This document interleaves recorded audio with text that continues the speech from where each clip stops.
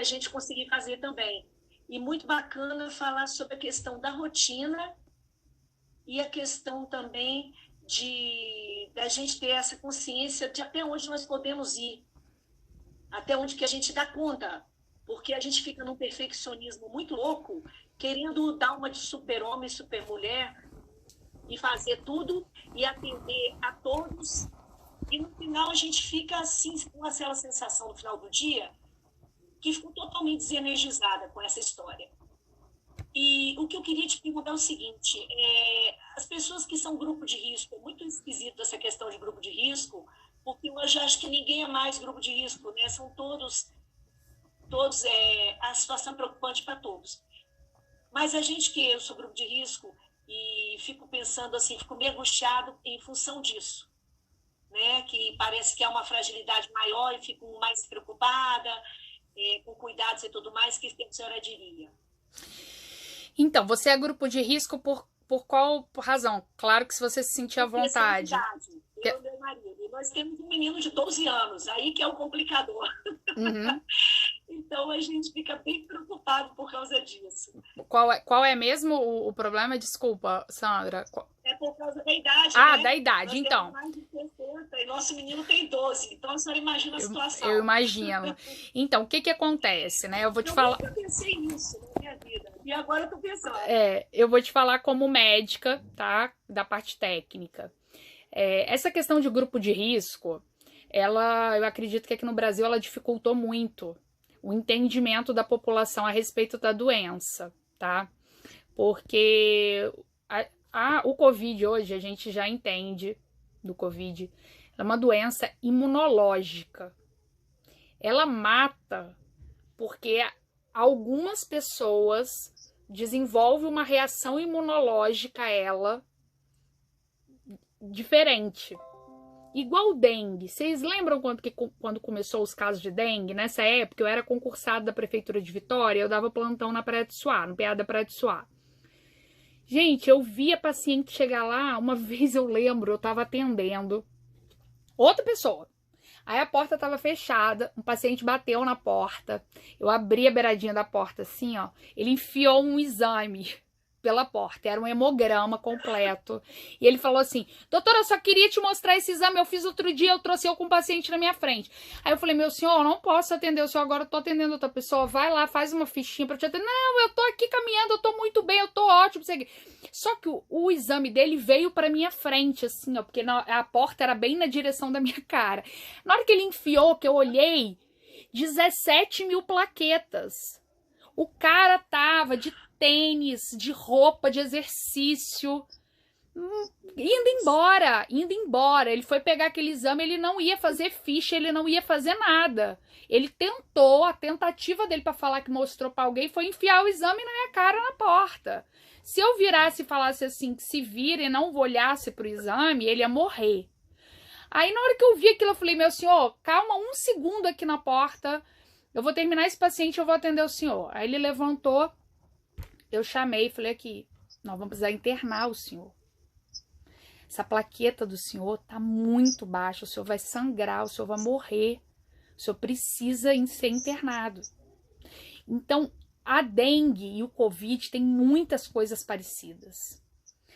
É democrático. Pega pobre, pega rico, pega branco, preto, pega tudo. Você vê que tem gente que tem aí 100 anos que tá sobrevivendo ao Covid. Sim. Tem gente que tem 20 que tá morrendo.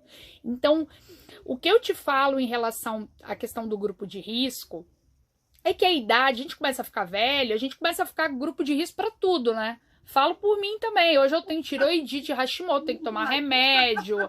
Isso aí vira grupo de risco para tudo. É verdade. Não é? Para tudo, não é só junta tudo, Não é só para Covid, é para tudo. Eu tomo uma mão de remédio de manhã, remédio para isso, vitamina para aquilo, um negócio assim. Mas graças a Deus que deu remédio, entendeu? Olha o pensamento positivo. Graças a Deus que a gente pode usar o remédio. Graças a Deus que eu posso comprar o remédio. Então tem que ter sempre uma pegada positiva. Mas a gente precisa tomar cuidado. O que eu tenho observado? Eu, infelizmente, tive um caso muito triste de um colega que morreu com Covid. Ele não era médico, ele era engenheiro. ele do estado do Rio, e era um colega de trabalho meu do banco, ele morreu com Covid. Ele era do grupo de risco porque ele era obeso. Hoje a gente vê que a obesidade é um dos principais problemas, tá? A obesidade deixa o corpo das pessoas inflamado. Então nós temos visto muitos obesos evoluírem mal pro Covid, mais até do que a idade, tá? E ele estava em home office e pegou o Covid e faleceu. E os meus funcionários das agências, eu não tive nenhum óbito aqui no estado do Espírito Santo. Nenhum funcionário meu do banco no estado do Espírito Santo morreu de Covid até agora. Deus queira que não vai acontecer. Imunológica, uma questão da pessoa. Não, ele tem a questão dele, mas como ele estava em home office, ele não se cuidou tanto. Então isso é uma coisa que a gente tem que prestar atenção. Ele só saiu de casa 2 vezes e ele se infectou. Quando a gente está trabalhando no dia a dia na ativa, a gente se preocupa muito mais com a infecção. Então, uma coisa, independente de ser grupo de risco ou não, tá, Sandra? Mais importante do que você ser grupo de risco é você estar atenta às possibilidades de contrair a doença. Não é atenta neurada. Eu sou uma pessoa que, assim, eu considero que eu não sou uma pessoa neurada. Eu tento levar... Você vê que minha mãe, eu tava com saudade, falei, não, mãe, vem aqui. A gente tem que parar, racionalizar. Por quê, gente? Isso que eu vou falar talvez seja até o mais importante de toda a nossa conversa aqui. Gente, o vírus não vai embora. Acabou, ele é nosso. Ele vai se nacionalizar e ter o passaporte brasileiro dele. Acabou, não tem como. Ele não vai voltar. Ele não vai morrer. Nós não vamos erradicar esse vírus agora. Esse vírus vai ficar aqui. Igual o vírus da dengue, igual o vírus da febre amarela, igual o vírus do sarampo, que a gente tem vacina, mas as pessoas, ao invés de tomar vacina, começaram a ter outros surtos de sarampo. Ele tá aqui. Daqui a algum tempo, a gente espera que tenha uma vacina. Mas até lá, nós vamos ter que viver e aprender a viver com ele. É colocar nas mãos de Deus, é ter fé, é fazer o nosso trabalho da melhor maneira possível, é se cuidar, é usar máscara, é limpar a mão, é lavar a mão e papapá. Mas vida que segue. Não tem como. Nós não sabemos quando que essa vacina vai vir. Não é que não é para fazer o isolamento. Pelo contrário, você podendo, eu acho uma bênção para mim. Eu podendo, eu vou ficar em casa. Vou cuidar das minhas meninas, eu acho ótimo. Agora, tem que voltar? Ah, vai voltar. Nós vamos voltar. Nós vamos voltar usando máscara. Os meus funcionários do banco, eles usam, além da máscara por dentro, eles usam aquela máscara de acrílico. E isso, a face shield. Nós vamos voltar usando tudo direitinho. Minha mãe e meu pai, eles estão atendendo no consultório ainda, eles são médicos também. Eu fui ali na Ledute, eu moro em Bento Ferreira. Eu fui ali na Ledute que comprei uma para cada um. Falei aqui, leva pelo menos e coloca isso por cima da outra máscara, porque protege um pouco mais. Então, isso, gente, é o que nós temos que ter em mente. Não vai acabar.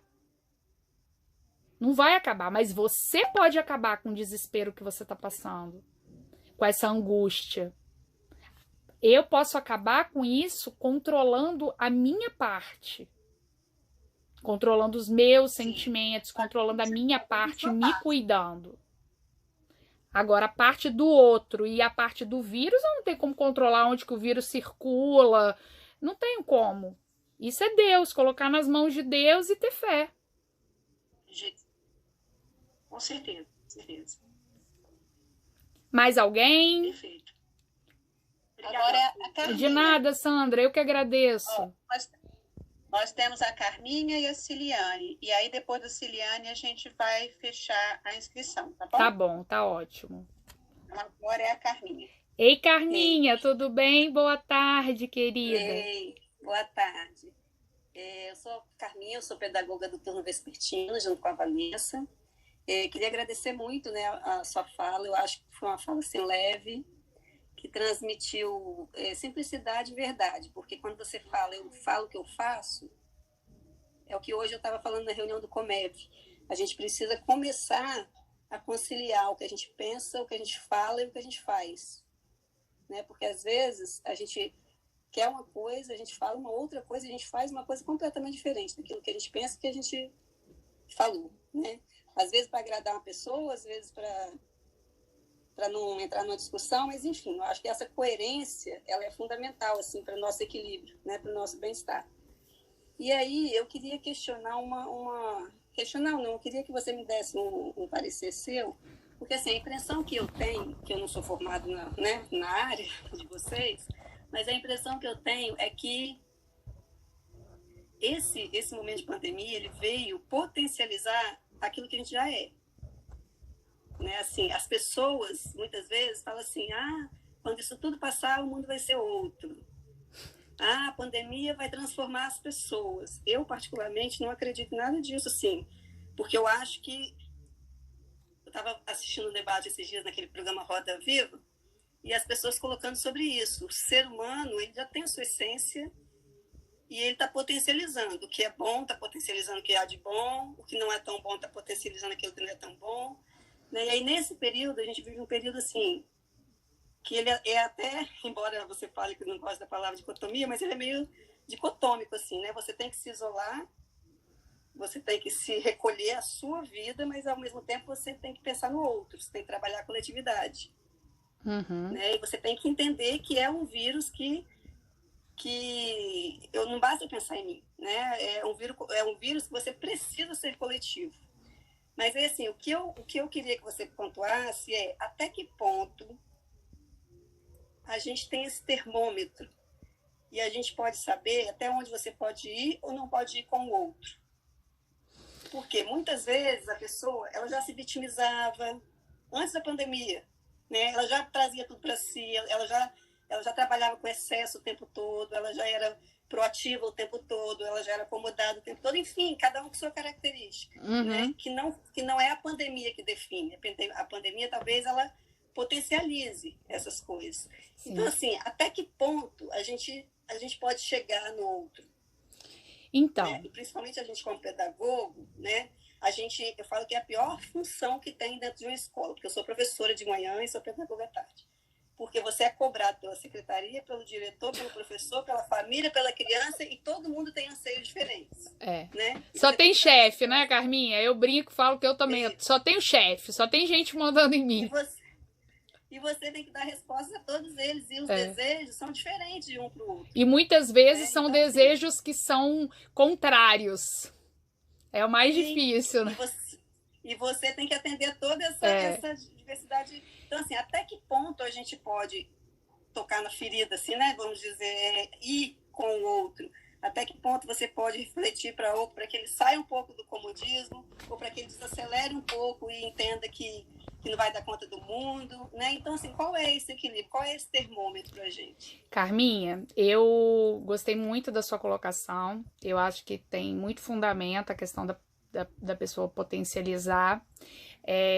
Eu falei a questão de você conseguir trabalhar o pensamento, porque mesmo a pessoa sendo daquele jeito, se ela tem consciência e resolver melhorar, ela consegue, tá? O nosso cérebro tem a capacidade de neuroplasticidade que faz com que a gente consiga transformar a nossa massa encefálica, assim, a estrutura do cérebro com treino. Então é possível uma pessoa que tem uma visão mais negativa começar a ter uma visão mais positiva.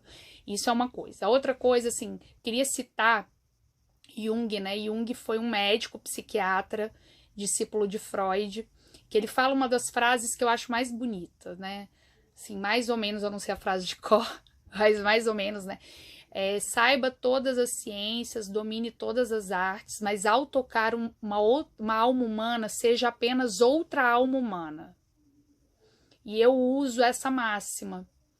Então, assim, até onde ir?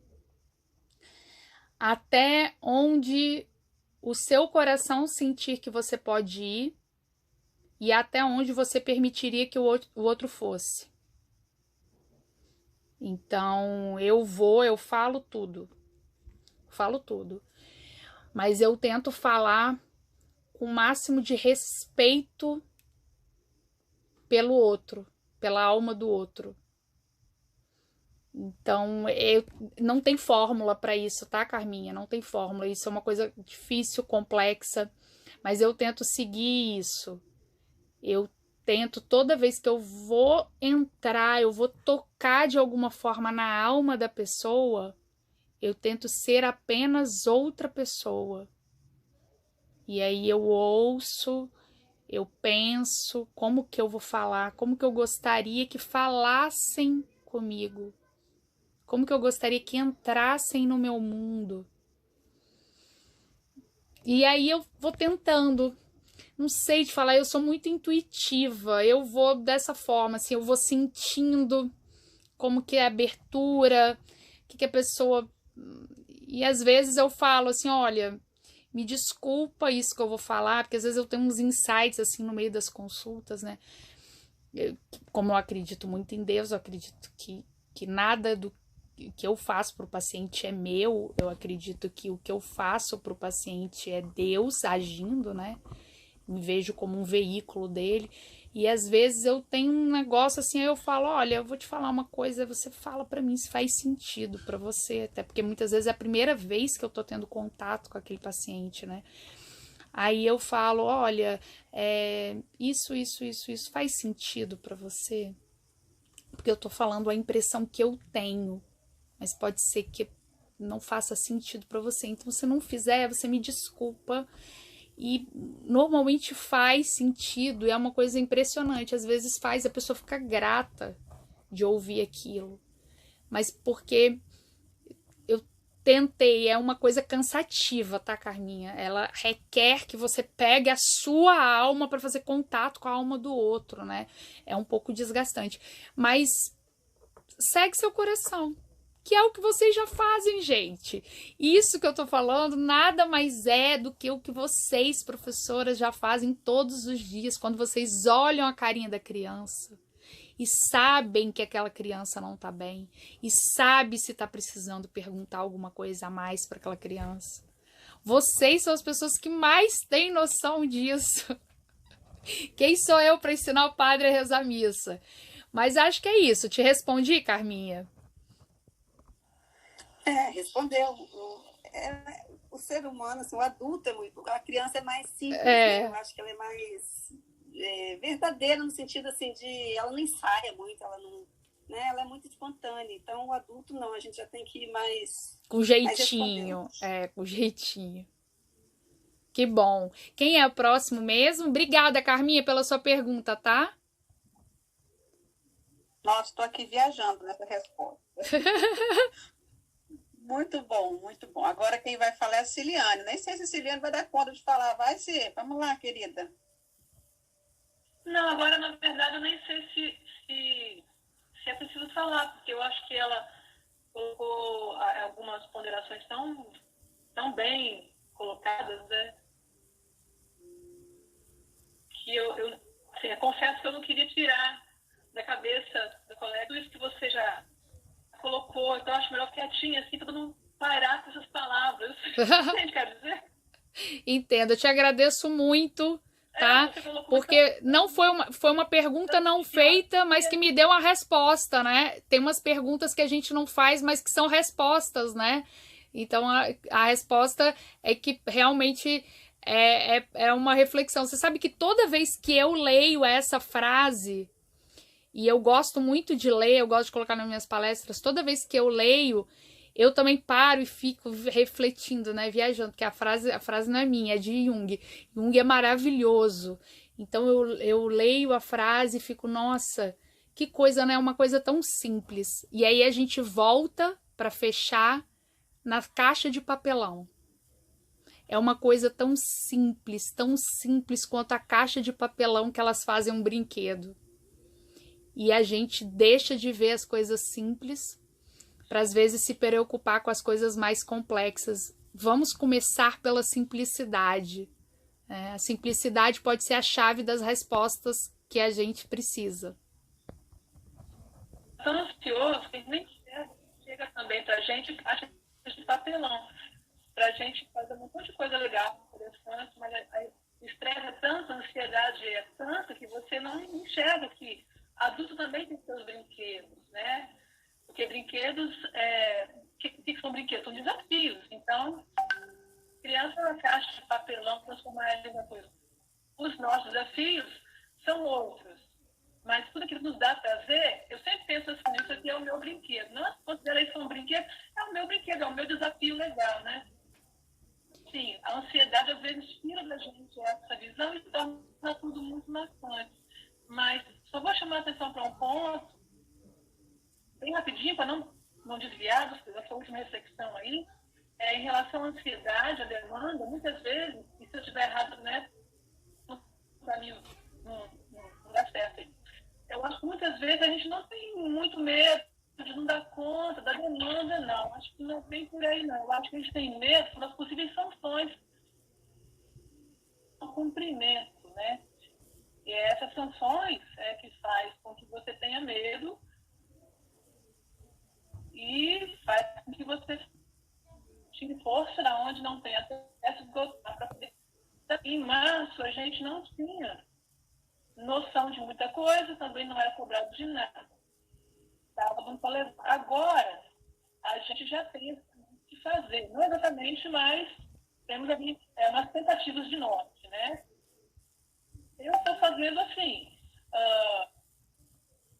sabe, basicamente, como que vai ser a semana. Eu acho que a questão é você priorizar e selecionar, porque, querendo ou não, na prática, a gente tem uma carga horária para ser cumprida, né? Então, eu vi aí, alguém postou, eu já estou há 15 horas, né, em reuniões. Bom, se a pessoa tem 25 horas semanais, e se eu já cumpri 15, então, quinta e sexta, teoricamente, eu posso me dar o quê? Me dar folga. Não é verdade? Mas, eu tenho uma carga horária de 25. Mas acontece que na prática não é assim que funciona. Aí a gente tem uma opção. A gente pode fazer funcionar sim na prática, porque é direito seu. Cumprir os 25, ninguém mais vai poder te cobrar além disso. É a extensão de você com você mesmo. Sim, né? É exatamente isso. O meu grupo vai pensar o quê? Mas quinta-feira tem reunião com o meu grupo, né? Eu já trabalhei, já cumpri até quarta-feira, eu já cumpri a minha carga horária de 25. Não, mas aí eu tenho que participar da reunião do grupo, porque o meu grupo não vai sobreviver sem mim, e eu tenho que participar do meu grupo, enfim. Aí vem a sanção com você mesmo. Então você vai criando sanções imaginatórias aí, né? Muitas vezes é isso que você está falando, é o que eu imagino que vai ser a sanção, né? E uma coisa, como essa é uma área que eu trabalho muito, que é a parte da saúde mental relacionada ao trabalho, eu falo sempre para o funcionário o seguinte: olha como que isso é um ciclo vicioso destrutivo.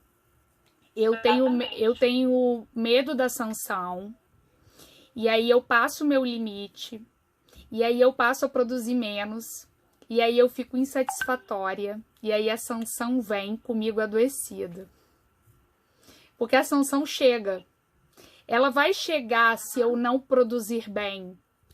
E se eu estiver passando do meu limite, eu não vou produzir bem.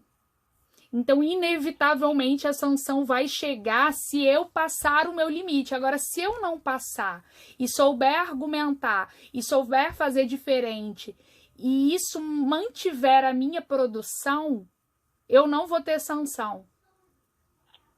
Então, assim, é uma questão, é muito tênue esse limite, né? Muitas vezes eu faço para não ser punido, mas da forma com que eu tô fazendo, inevitavelmente eu vou ser punido. Entendeu? É meio confuso, mas eu queria que vocês entendessem isso, porque isso eu falo com os meus bancários. Você está trabalhando em condições que você não consegue pensar. Você vai ter problema no seu resultado e você vai ter consequências disso. Então, vá se tratar, porque você está doente. Então, isso às vezes é difícil para a pessoa entender que passar do limite é uma faca de dois gumes para ela mesmo ajudar que essa sanção chegue. Então, a gente não tem o controle, né? Eu acho que a da semana e realmente se organizar. É um ciclo que está se afundando cada vez mais. E eu penso assim, eu sempre penso assim que da carreira, ou sei lá, né? Ninguém sabe quando é o final, né? Mas é importante, até hoje mesmo, né? Você olhar para trás e a sua pessoa, você olhar para trás e sentir que fez o melhor por ele mesmo. Eu acho que se a gente fizer o melhor pelo mundo todo, mas chegar um momento típico, é somente também conversa com você, né? E às vezes ela te chama atenção. A atenção na nossa consciência é muito dolorido, né? Amarás o teu próximo como a si mesmo. Então, assim, eu também tenho que me organizar para ter tempo para me amar, para durar mais tempo, para poder servir o próximo. Com então, certeza. Que é por aí. É por aí mesmo, você tá certíssimo. Assim, acho que vocês têm um grupo muito legal. Um tem muito para agregar para o outro.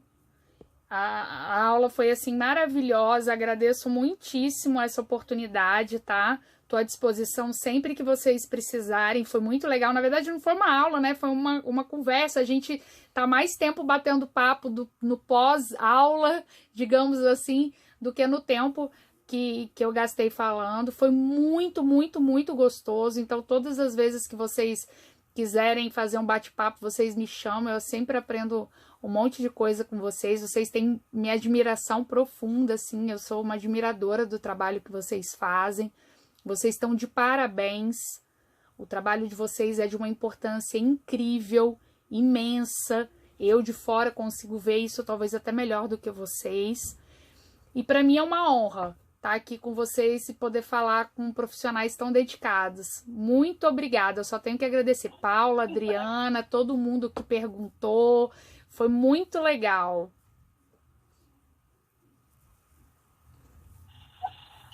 E para a gente é um privilégio muito grande, porque a gente precisa de alguém Gente, agora... de formação, tá no mundo, né? Gente, agora eu vou falar, né?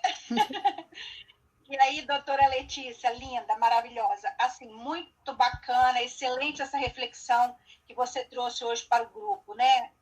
Assim, ter um conforto a gente, dar um alívio, né? Da gente poder parar e olhar quem eu sou, né? Porque a gente, às vezes, fica olhando para o lado e esquece de parar para olhar quem eu sou, né? O que eu posso fazer nesse momento por mim? O que eu quero é saber que ninguém é obrigado, né? O que eu acho bem legal para as pessoas entenderem que ninguém é obrigado, nem é prisioneiro de nada. Então, se eu me proponho a fazer alguma coisa, eu tenho que me propor a fazer bem feito, né? Eu tenho que me propor a fazer com coração, eu tenho que me entregar, porque para tudo que a gente faz bem feito, eu tenho que ter uma entrega, né? Com certeza. E, assim, de saber também que nós somos tão importantes na vida de outras pessoas. Então, se a gente é importante na vida de outras pessoas, a gente precisa estar bem com a gente, né? Então, para eu repassar essa energia que precisa girar, né? Essa energia boa, eu preciso estar bem comigo. E, assim, é muito bacana a gente acordar todo dia, como você disse, e recomeçar, e ter o privilégio de recomeçar. E de saber também que nesse isolamento social, alguém está garantindo o meu isolamento, porque alguém está se colocando em risco, está indo trabalhar para garantir o meu isolamento social, né? O isolamento social da minha família. E dizer para você assim, tá pesado, mas tá gostoso porque eu estou no aconchego do meu lar, eu estou com a minha família, eu estou trabalhando 24 horas por dia, mas tá bom, tá maravilhoso, tá? Porque eu estou tendo a oportunidade de estar perto do meu marido, da minha filha, da minha neta, porque minha filha e meu genro tem uma filhinha de 11 meses, e são médicos, estão na frente de trabalho, né? Estão aí na guerra pelo corona, né? Pelo Covid, e de poder, nesse momento, estar ajudando a eles, né? Porque se eu estou podendo ficar em casa, é porque alguém está garantindo isso para mim. Com certeza. E eles são o grande grupo de risco. Os profissionais de saúde são o grande grupo de risco, né? São os que estão sofrendo mais, com cargas virais mais altas, então a gente precisa honrar o que esses heróis estão fazendo por nós, né, que estamos tendo realmente esse privilégio. Pois é, e assim, de ver todo dia eles chegarem, assim, felizes, né, que conseguiram colocar um paciente para dentro, porque não tinha leito, porque o paciente estava morrendo e precisou brigar. Meu genro ontem chegou aqui tão nervoso que ele queria botar um paciente para dentro, não tinha mais leito, não tinha lugar, e ele brigou e conseguiu colocar essa pessoa para dentro. Então, quando a gente olha para o lado, a gente entende que a gente tem que agradecer muito a Deus, mas muito a Deus, porque nós estamos tão protegidos, tão seguros, enquanto tem tanta gente aí na batalha pela vida. Quantas crianças estão na rua uma hora dessa, sem poder, né, ter o pai ou a mãe para poder dar o carinho, o calor, né, aquele aconchego necessário. O que você tem hoje o privilégio de fazer pelas suas filhas, quantas pessoas que não têm, né? E estão aí guerreiras, porque precisam ir trabalhar. Então, assim, eu acho que isso que você traz para a gente é para a gente parar mesmo e olhar um pouquinho para o lado, porque o ser humano ele é egoísta, né? Ele costuma olhar ele primeiro. Mas eu acho que, assim, antes de olhar para a gente tem que olhar qual é a oportunidade que Deus nos deu nesse momento. É tão grande, tão maravilhosa, de eu poder de manhã abrir meus olhos e ver minha família segura e saber que eu tenho um trabalho, né? Porque tem um monte de gente que está desempregada, está aí sem poder botar comida em casa para um filho, e que a gente aqui está pensando em passar atividade, e aí a mãe não tem nenhum caderno, nenhum lápis para dar para o filho, para desenvolver aquela atividade, porque ela não tem nem a comida para dar para o menino comer, ela vai se preocupar com caderno e com lápis. Então, assim, eu acho que de tudo é que agradecer do fundo do coração. E a sua reflexão com a gente hoje, o seu bate-papo, faz a gente olhar um pouquinho para dentro de si e ver como a gente é tão pequenininho nesse universo tão grande de tantas coisas bonitas que a gente pode fazer.